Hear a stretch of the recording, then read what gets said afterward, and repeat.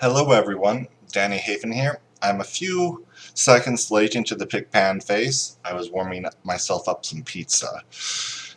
I am an amateur analyst and colorcaster, and I am watching this live, and I wish to give my opinions and insights into how and why teams are winning in this MSI tournament. Flash Wolves are up one game, and it's now up to Gambit Esports to punch back and to find a victory if they want to make this series interesting. So I am going to go full screen now and try to catch up on the picks and bans. I like the adaptation here from Diamond Prox, going with Graves since the Trundle was first picked. We've seen Graves punish effectively Trundle, and with the physical damage, it will help him and PvP Stehos stop the oppression from the Banner of Command minions that might come out. With Gameplay being picked, we won't be getting one from him, and he also will be able to deal with Banner of Command minions coming down his lane. So, in the second pick and ban phase, I suspect that Gambit Esports will pinch Sword Art, and that Flash Wolves are going to try to once again pinch Kira. Since they already got rid of Anivia and Vladimir, I suspect that the last ban they will do towards Kira will be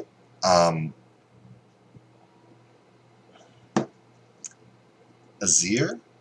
Now that is a guess. I don't know if Kira plays Azir much, but a lot of champions do, and except versus a Banner Command minion, Azir is very strong, very dominant still. With Diamond Prox running Graves, having to worry about that Banner Command minion is not as vital.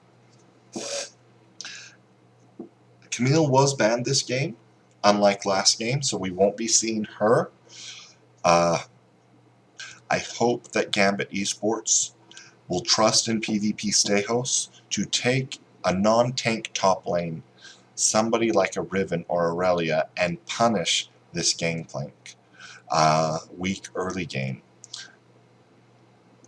After the disappointing loss from last game, where they lose the Baron and lose all the dragons and lose the Elder Drake, and just get rolled over once Flash Wolves had all those major objectives, I want to see them change tactics, be strong, and make something happen on their own terms. When was the last time Hanabi has played against Incredible Riven? Well, it's not going to be today because Oren's picked.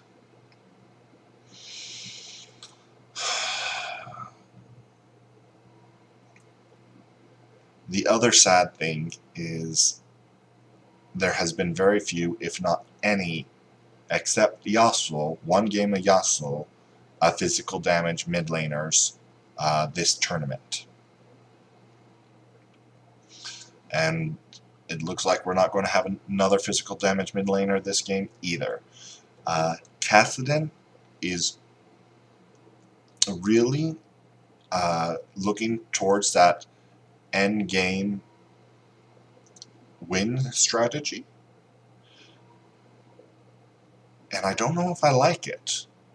With so much damage coming out of Hanabi's gameplay and so much CC from the Varus and the Alistar, I'm afraid that Kira is not going to be able to put the carry pants on and make the fights happen that need to happen at the 28-30 minute mark, if they get to there. Now, Braum is pretty good into Alistar, and Braum is a strong early game, especially with Ezreal, and a very strong invade too. Maybe they might be counting on a sneaky invade to help them make life very difficult for Trundle and give Diamond Prox the lead he needs to take over this game. Now, as I said earlier, I was late to the first 40 seconds of this because I was warming up a pizza, so I'm going to take a bite and not die of starvation.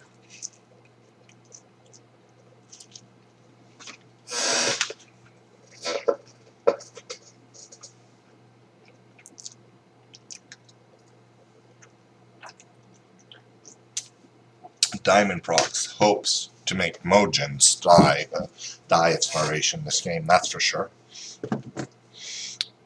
Alright. In the extreme late game, I feel that with the lack of dashes from Gangplank, Trundle, Swain, and Varus, Gambit Esports has the late game team fights because nobody can get away from fully stacked ultimate Kassadin doing all the damage she can bring out. But that's like the 40-minute late game. Up until that point, I think that the Flash Wolves have the more direct and straightforward team comp to run to win. They have the easy hard engage from Alistar, who will always be tanky with his ultimate. There is no true damage coming out from Gambit Esports to help cut through that, except for the single ignite from Edward on his Braum.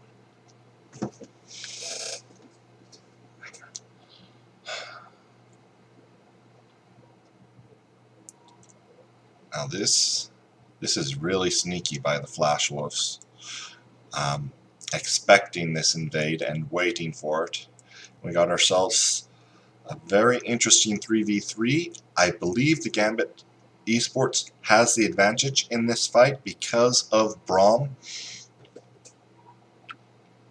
but they're still having extreme trouble making it happen. I'm sorry. It is early morning and my stomach says you have not eaten in hours.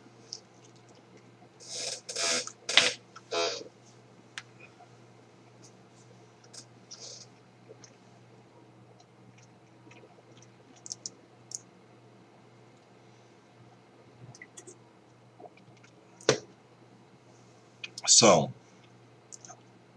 the support's CS and experience was sacrificed to get Diamond Prox ahead.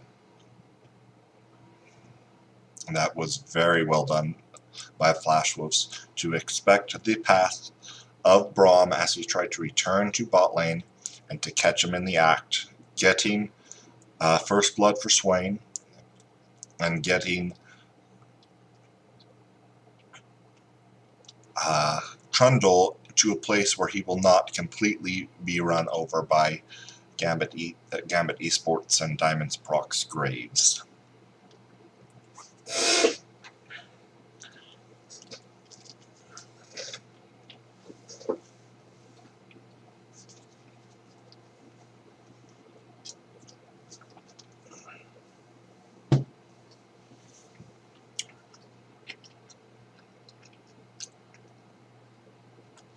So what do they need to do to recover? I want to see Gambit play it safe, use the sustain potential from the Kleptomancy on Ezreal to just farm up their lane and get to their first purchases. I want to see Diamond Prox invade intelligently versus Mojin, know when he can go and get creeps and when he can't. I want to see the Gangplank punished because if it is not, the Flash Wolves are going to have too strong of a mid-game and too safe of a strategy to use for Gambit to play out their game that they want to do. The global from the gameplay will make life so difficult if they do not stabilize now. That's 2 kills on Maple. He's going for earlier power spiking items than the tier build that Kira has decided to go, and this is just complete implosion from Gambit.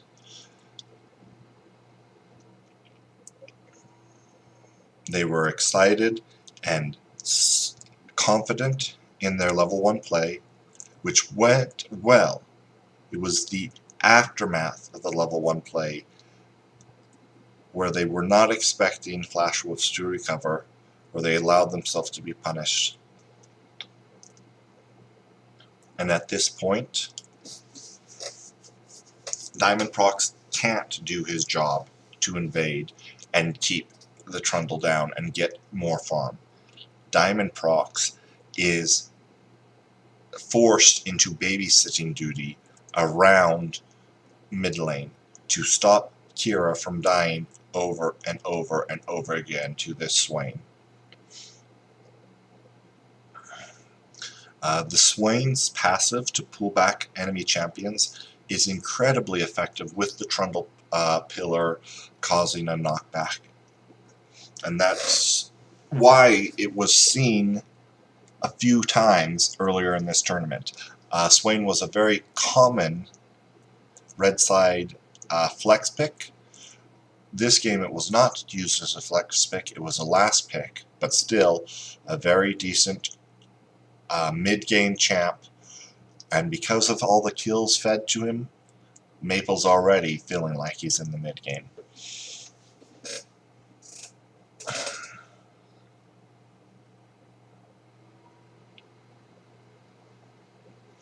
So, in this game, we are seeing Mulligan build a Tiamat. Oh.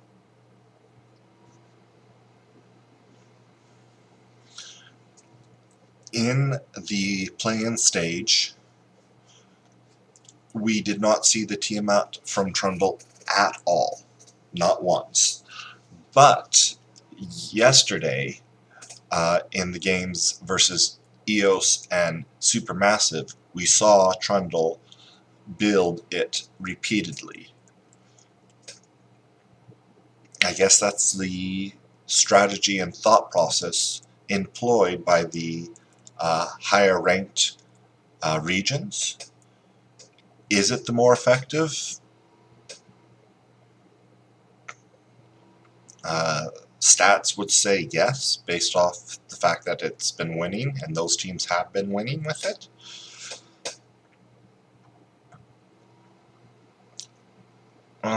Wait, I'm going crazy. Evos used Graves for 2 of their wins, and I don't think their 3rd win was on a Trundle, so maybe it's not that effective.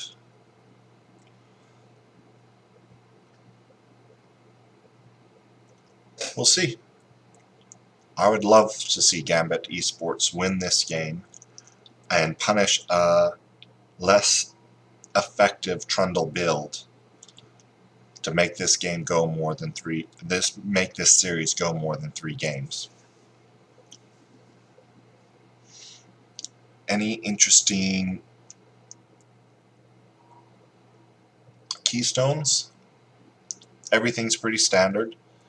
I know that Brahm's primary keystone is Guardian, and I just can't tell you how much I love seeing it I can't tell you how much I love seeing defensive support take a Guardian when going against a hard engaged champion like a Alistar, like a Rakan, like a Leona.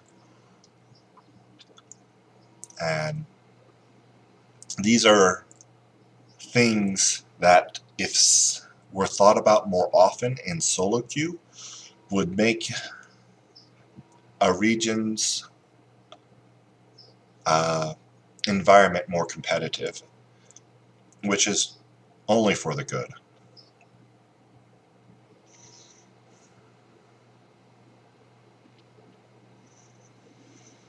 Hmm.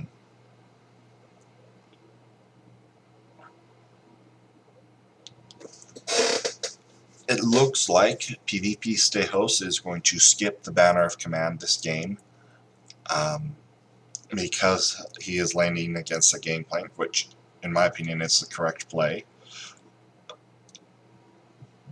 That Catalyst better be building into Abyssal Mask, in my opinion, to improve the damage of Kira as they dive their opponents together in the late game. Adaptive Helm will be effective against Maple and Betty, but I don't think it will be effective enough. It's not your job to become so tanky you never die. It's your job to make the fight happen so Kira can kill them before they kill you, in my opinion, is the team fight that Gambit should be looking for as they get later and later into this game. Kira's Kassadin is going full late game scaling with both the Tier and the Rod of Ages going to be built, as we see based off his items at this point. So if they get to that 40-minute mark, they do have those strengths that I talked about.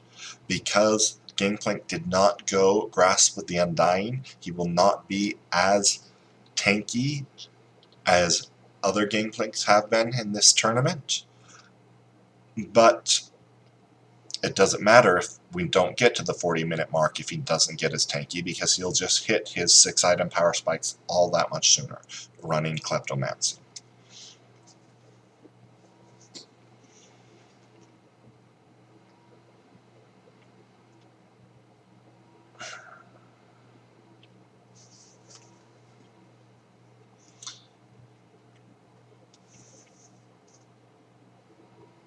And that was very well done by Flash Wolves to get their support up there, make it a 3v2. I'm sorry I didn't notice that happening earlier. I was focusing on the team fight strategies that the teams would be using later in the game and did not see the strategies they were employing now to make victories happen.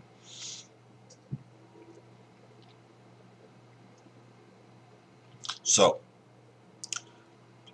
12 minutes in, 2,000 gold down, and a dragon down. Based off how difficult and wrong the first 3-4 minutes of the game went for Gambit, being only 2,000 gold down is not bad at all. And I am glad that they're going to be able to make use of this Graves to punish the Gangplank and use the Orin's early game strength. They got first brick,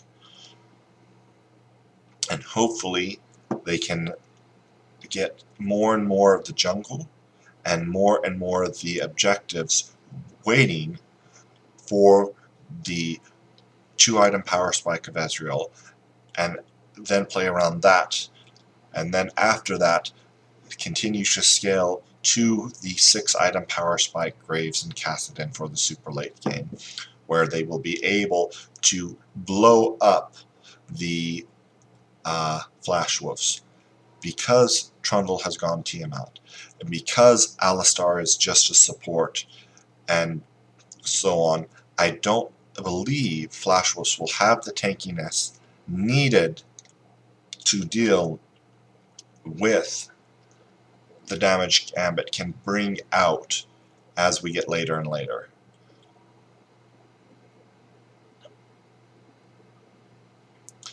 Beautiful decision making by PvP Stehos there, in my opinion, for at least ulting the wave. Bad decision making on fighting outside of turret range. But They got a lot mid lane.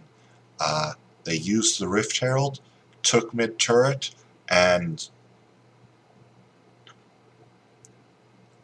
are accelerating the gold on the 2 late game carries of Graves and Kassadin. So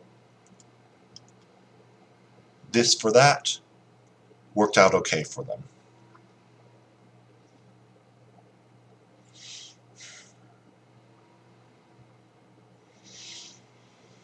So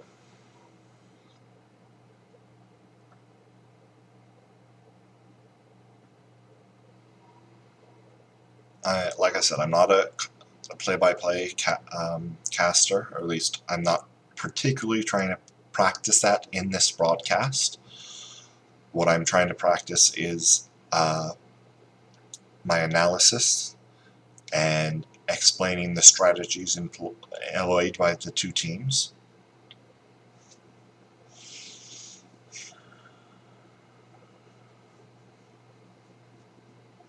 I like the choice by Ezreal to go Iceborne Gauntlet. The reason I like this is they don't have all that much CC.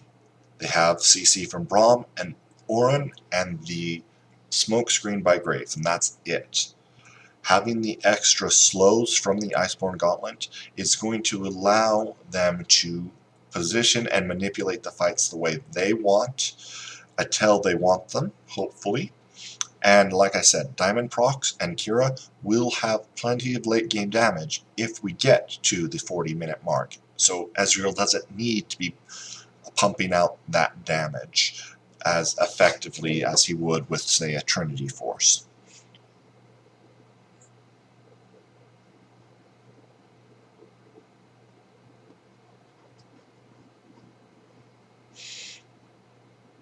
I believe that was a bot stopwatch from Alistar. I don't remember seeing it in his inventory at any other point in this game. I might be a little crazy. If he did buy it,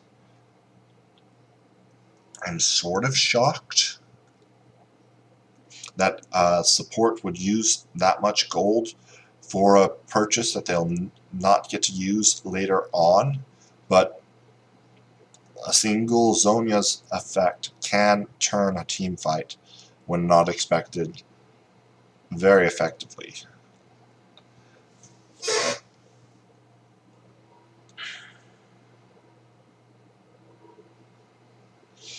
It could be a commencing stopwatch that I just missed.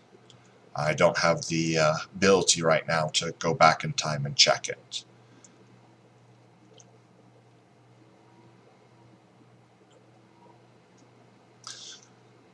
In all honesty, even though the kills are much higher this game, the gold difference is so minimal. Gambit Esports are in a better position this game at 17 minutes in than they were last game at 17 minutes in, when I was stating that their best choice was to hold fast and wait for Flash Wolves to make a sloppy dive, a sloppy engage.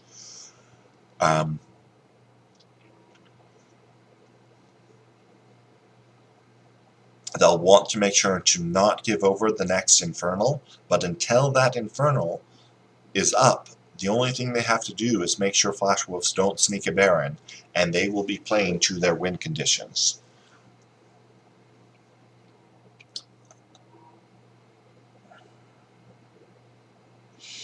Ezreal has bought the Executioner's Calling, which will be extremely helpful to deal with the life regen of Gangplank, Trundle, Swain, Alistar, and Varus. It is such an effective pick. I am glad he is picking it up right now. He's not the major damage dealer, but bringing that to the table will make it feel like he is doing more damage than he is, and help make the team fights go their way.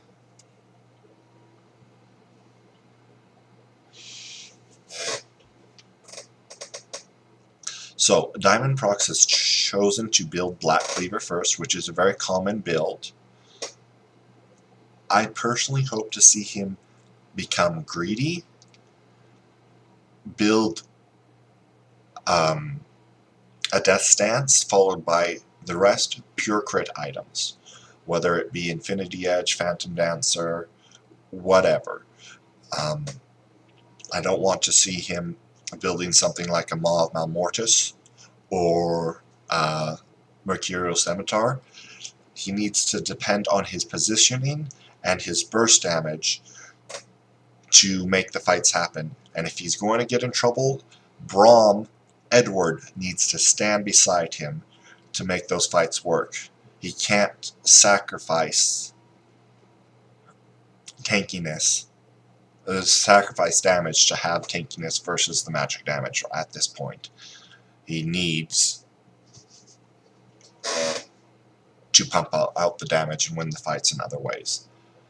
Yes, observers, we all saw, because of your great efforts, Kira fail his ultimate over the wall. It does make us feel better as lowly solo queue players. But you gotta give the guy a break, a little break. Oh, interesting. Kassadin, Kira, is choosing not to go Rod of Ages, but instead Abyssal Mask, which I feel is a mistake. It's not as bad as it is on other champions because Kassadin is melee. He will always be doing the 15% bonus magic damage to any target he is hitting. But because we have it already built on PvP Stehos, I feel it's redundant.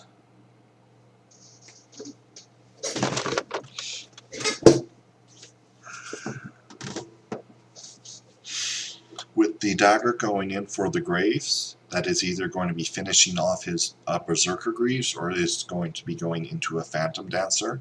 Both are pretty much core items on Jungle Graves, so nothing out of the ordinary there. So this is the Infernal Drake I was talking about, the thing that they had to contest and fight for, now 3 minutes later. Beautiful ultimate from Orin. Already forced the ultimate out of Swain, even though he was nowhere near opponent. And he's using it to peel backwards instead of threaten his enemy. So well done by Gambit Gaming. All glory goes to PvP Stehos in that fight, hitting such an effective ultimate. And they are continuing to play towards their win conditions. They have stopped the bleeding, they have not lost any more gold, and they have taken that Infernal Drake, which would have been wonderful for a team that had 4 damage dealers since Trundle decided to go Tiamat. He's not progressed it at all. He has gone Cinderhulk, so he is going, for the most part, tanky. I just feel that was a wasted gold sink to improve his clear slightly. He didn't need to improve his clear any faster. He had a super-fed Swain who could have helped protect his jungle had they coordinated better together. And now he's not tanky enough to win fights and to do his job as one of the only frontliners on his team.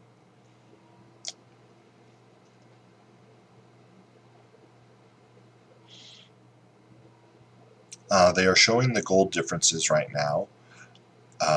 Most of it is in the top lane for Flash Wolves with the Kleptomancy Gangplank, and in the mid lane with all the kills from the Swain versus no kills on Kassadin. Even though Trundle has 3 kills and 3 assists, he is behind in gold to Diamond Prox because Diamond Prox has so much farm. And Edward also has a heck of a lot more gold than Sword Art on Alistar. I'll need to double check their CS and try to figure out why. It doesn't quite make sense to me why that would be the case, except, Edward decided to get the second tier, the N tier support item, where Sword Art did not, and having that extra proc up has allowed him to get a lot more farm. Not only do you are able to stack up 4 and save 4 at a time to execute minions with true damage, you execute them at a much higher health. And with teams playing to try to focus pressure and tempo, sometimes your carries are not nice enough to let you last hit when you have to wait till the minion has only 250 life left. They'll just clear the wave too fast with their spells and auto attacks, and you just don't get a chance to kill it unless you upgrade it to that second tier, the N tier, where your execution range is doubled. Now, here's me talking about items and thought processes behind them, where we had this pretty decent fight from both teams. The Gangplank ultimate with the Varus ultimate was pretty effective at stopping Gambit from fighting the way they wanted to fight and stopping damage sources from getting into position. Just look at all the damage from Gangplank, 4,000 and 3,000 from Varus. And a lot of that was ultimates. Those choke points, they have to get around somehow. I think in that fight, Diamond Prox failed his dash over a wall, making him have to go all the way around back into mid lane and then back through the mid brush to get into that fight. And by that time, his team was dead. And he has a lot of damage, a lot of gold on him, and is needed to be in these fights.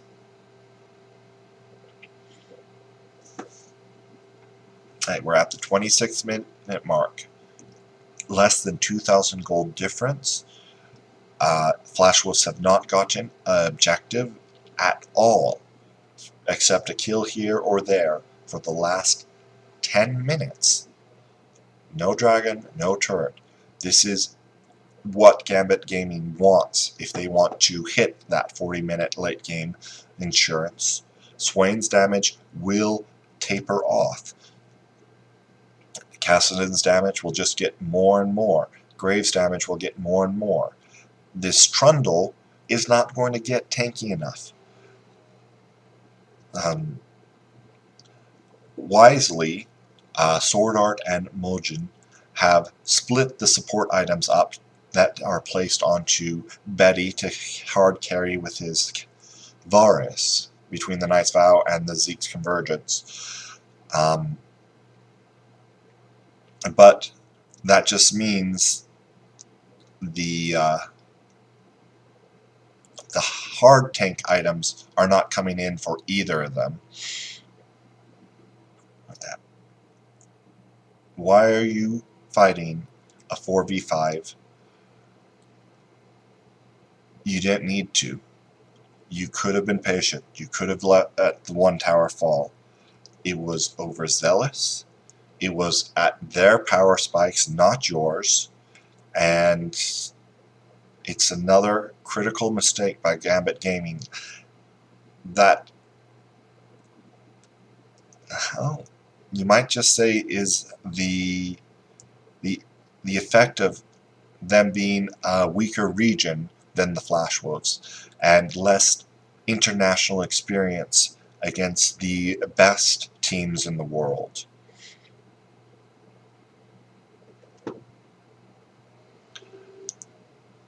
It's been said by other analysts and casters, the difference between good teams and great teams is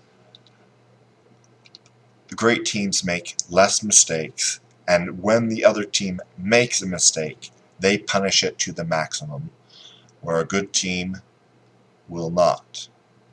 Right here, fighting a 4v5 was a mistake, and they have been punished for it. Hopefully they can recover. I would love to see this series go 5 games. The chances of it going 5 games is looking slimmer and slimmer, though, as they continue to make these mistakes.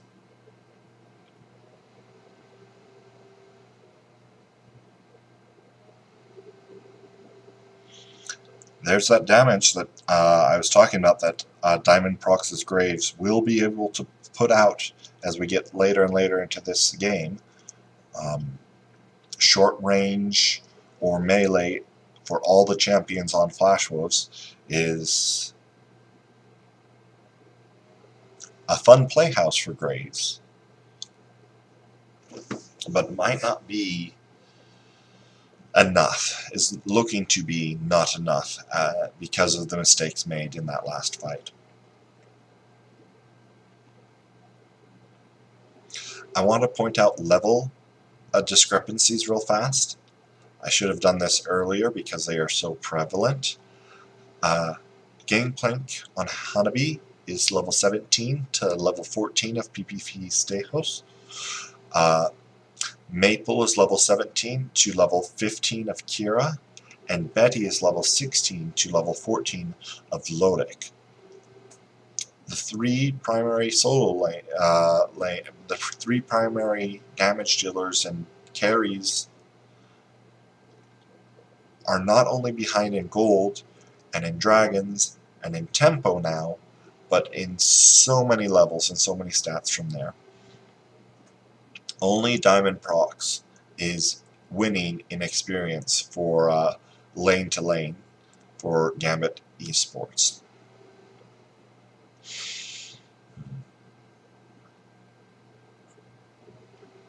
So Trundle has decided to go Warmog's Armor. I feel that that is a poor choice. I say that because Trundle has a lot of regen naturally anyways, and the only poke right now is coming from an Iceborne Gauntlet Ezreal.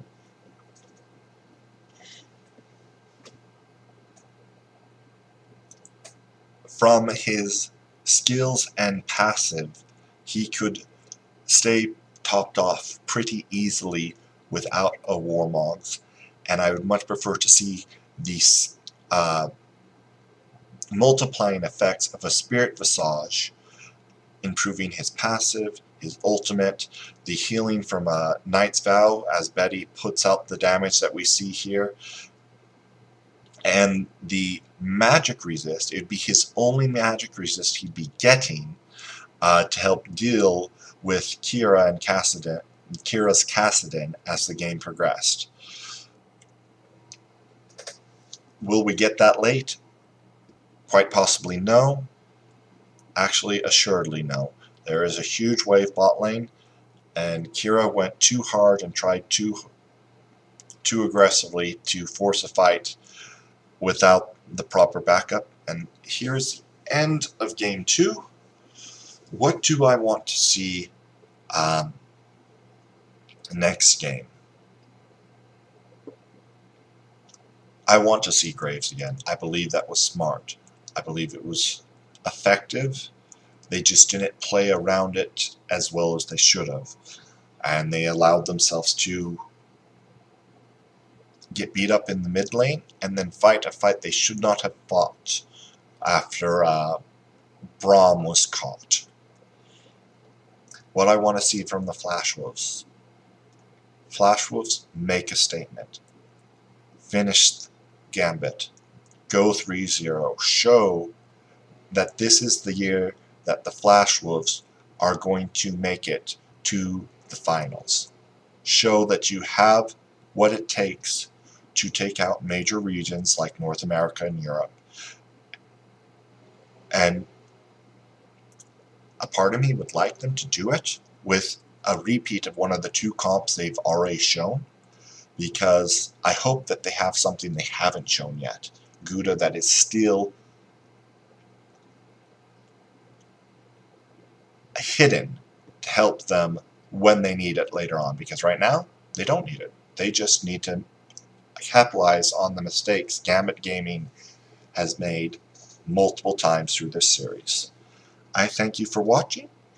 I will have this posted in about 20 minutes, and I will be doing the next games and the rest of the games in this series as we continue.